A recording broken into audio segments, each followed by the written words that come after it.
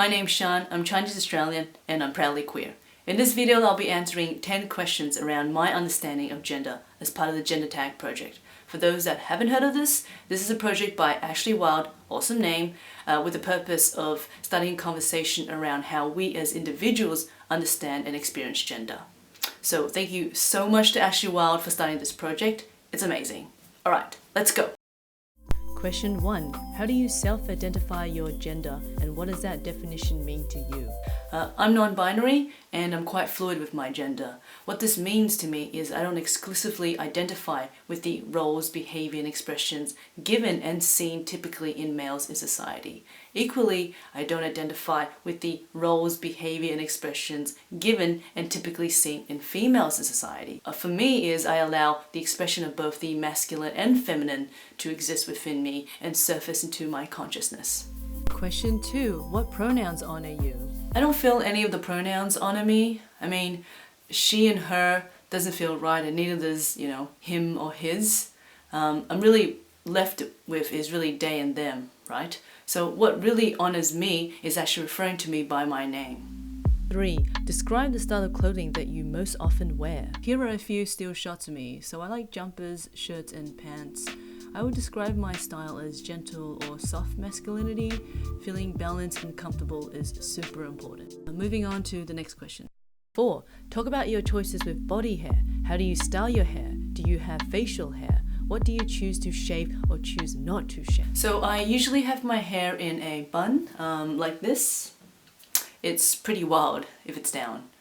No, I don't have facial hair, but I would love to have a beard. And no, I don't shave.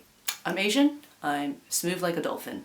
Question 5. Talk about cosmetics. Do you choose to wear makeup? Do you paint your nails? What types of soaps and perfumes do you use, if any? I do wear some makeup. I tend to just do a bit of bronzer, do my eyebrows and sometimes the eyes if I feel like it. And no, I don't paint my nails, but I would happily let someone do it if they wanted to. In terms of body wash, I use a natural botanical body wash. And for perfumes, I like the smell of my natural body odor, but sometimes I do use this, which is a mix of 23 essential oils, and it smells nice. Question 6. Have you experienced being misgendered? If so, how often? This isn't really an issue for me. I don't know. Maybe I need to mess around with gender norms a bit more, hey? 7. Do you experience dysphoria? How does that affect you? Yes, I absolutely experience dysphoria. Breasts are something I don't really connect with about myself, but I am learning to be, more and more accepting of this body of mine and learning to love it. But when I was younger, I remember I used to wear 2 sports bras so I can flatten my chest. It really was something I didn't connect with about myself. And honestly, if someone had given me the option to surgically remove it when I was younger, I would have taken it. But I am so glad I did not have that option. Question 8. Talk about children. Are you interested in having children? Would you want to carry a child if that were an option for you? Do you want to be the primary caretaker for any children you may have? Yes, I am interested in children one day, but likely adopting. In terms of carrying the child, this would be challenging for me because of my body dysphoria. But again, I'm not against it and I am open to the option of that. As for primary caretaker, I would happily be the primary caretaker, but I like to share in equal responsibility of caretaking the child.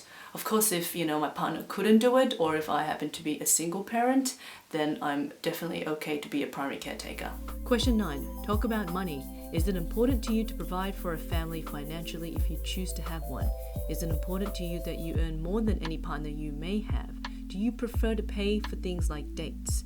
Are you uncomfortable when others pay for you or offer to pay for you? Yes, it's important to me that I can provide for my family both financially and emotionally. As long as I'm contributing with financially, then I'm happy. I don't need to be the gluten-free breadwinner here. As for dates, I would prefer to pay for dates, especially if I ask them out. But to me, this question doesn't so much have anything to do with gender. It's more around my own personal values, right? I mean, if you're going to ask someone out on a date, then you should do everything in the best of your ability to look after them and provide. But of course, if they're insistent on paying for the date, I'm okay with that. It doesn't make me uncomfortable.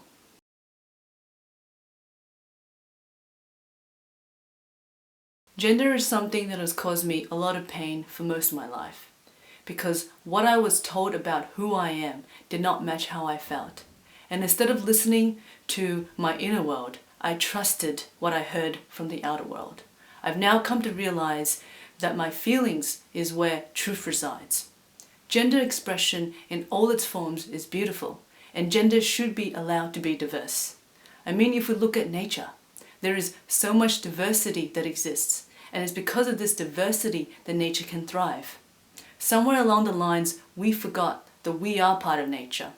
We are not separate from it. Therefore, we need diversity to thrive. So, to the beautiful and diverse queer community, I love you all. Please be unapologetically you. From my heart to yours, take care.